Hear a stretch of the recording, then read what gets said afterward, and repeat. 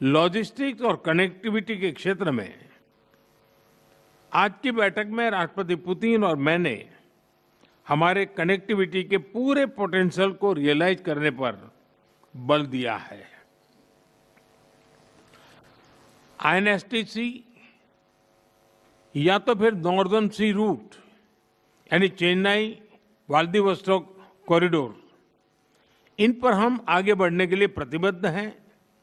जल्द ही इस दिशा में प्रगति होगी। इससे ट्रांजिट टाइम घटेगा, कॉस्ट कम होगी और बिजनेस के लिए नए मार्केट्स खुलेंगे। डिजिटल टेक्नोलॉजी की ताकत के साथ हम कस्टम्स, लॉजिस्टिक्स और रेगुलेटरी सिस्टम को वर्चुअल ट्रेड कॉरिडोर से जोड़ सकते हैं। इससे कस्टम्स क्लियरेंस तेज होगा, पेपर वर्क घटेगा और कार्गो मूवमेंट अधिक सीमलेस बनेगा। दूसरा, मरीन प्रोडक्ट्स। हाल ही में रूस द्वारा भारत से डेयरी और मरीन प्रोडक्ट्स के निर्यात के लिए भारतीय कंपनियों की लिस्ट में विस्तार किया गया है। इससे भारत के एक्सपोर्टर्स के लिए नए अवसर बने हैं। भारत के high quality marine products, value added sea food, processed food, इसकी बड़ी मात्रा में ग्लोबल डिमांड है।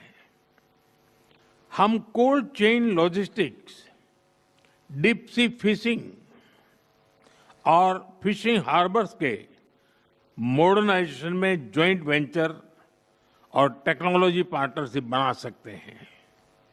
इससे रूस की डोमेस्टिक डिमांड भी पूरी होगी और भारतीय उत्पादों को नए मार्केट भी मिलेंगे। तीसरा, automobile sector. Bharat affordable, efficient EVs, two wheelers और सीएनजी मोबिलिटी सॉल्यूशंस में आज ग्लोबल लीडर है।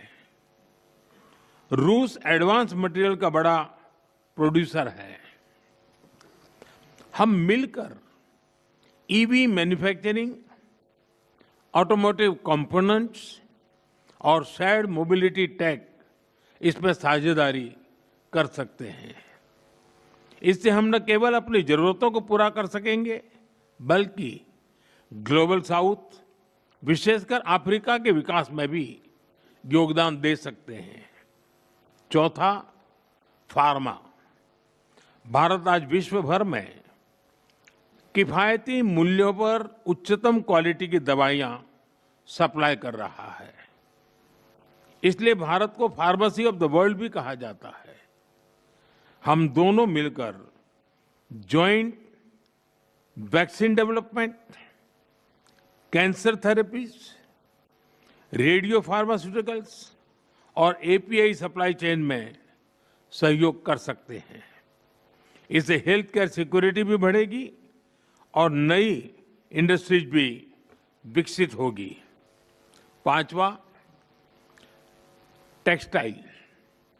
भारत के पास नेचुरल फाइबर से लेकर टेक्निकल टेक्सटाइल तक विशाल क्षमता है।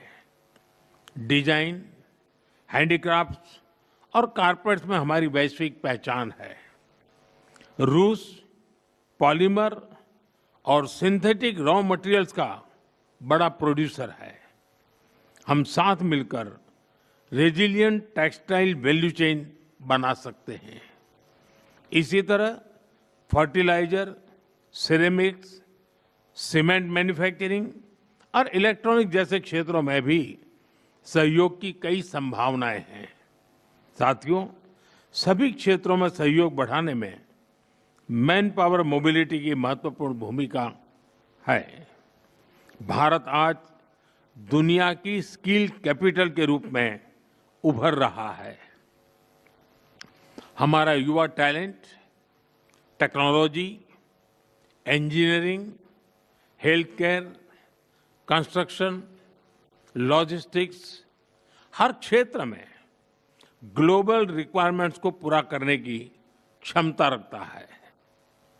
रूस की डेमोग्राफिक और इकोनॉमिक प्रायोरिटीज को देखते हुए यह साझेदारी दोनों देशों के लिए अत्यंत उपयोगी है।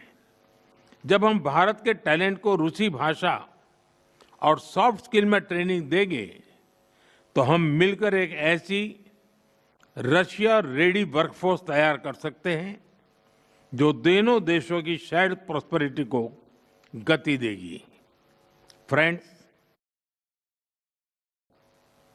रूस की डेमोग्राफिक और इकोनॉमिक प्रायोरिटीज को देखते हुए यह साझेदारी दोनों देशों के लिए अत्यंत उपयोगी है। जब हम भारत के टैलेंट को रूसी भाषा और सॉफ्ट स्किल में ट्रेनिंग देंगे तो हम मिलकर एक ऐसी रशिया रेडी वर्कफोर्स तैयार कर सकते हैं जो दोनों देशों की शेयर्ड प्रॉस्पेरिटी को गति देगी। फ्रेंड्स, आज हम अपने दोनों देशों के नागरिकों के लिए टूरिस्ट वीजा पर कई अहम हमने फैसले लिए हैं। इससे दोनों देशों के बीच टूरिज्म को बढ़ावा मिलेगा, टूर ऑपरेटर्स के लिए नए बिजनेस अपॉर्चुनिटीज बनेगी और रोजगार के नए अवसर खुलेंगे। फ्रेंड्स, आज भारत और रूस को इनोवेशन, को प्रोडक्शन और को क्रिएशन की नई यात्रा पर साथ चल रहे हैं। हमारा लक्ष्य आपसी व्यापार बढ़ाने तक सीमित नहीं है। हम पूरी मानवता की भलाई सुनिश्चित करना चाहते हैं। इसके लिए ग्लोबल चैलेंज का स्थायी समाधान तैयार करना है। भारत इस यात्रा में रूस के साथ कंधे से कंधा मिलाकर चलने के लिए पूरी तरह से तैयार है। मैं आप सबसे कहना चाहता हूं, कम make in India, partner with India and together let us make for the world. इन्हीं शब्दों के साथ मैं राष्ट्रपति पुतिन और आप सभी का आभार व्यक्त करता हूं। बहुत बहुत धन्यवाद।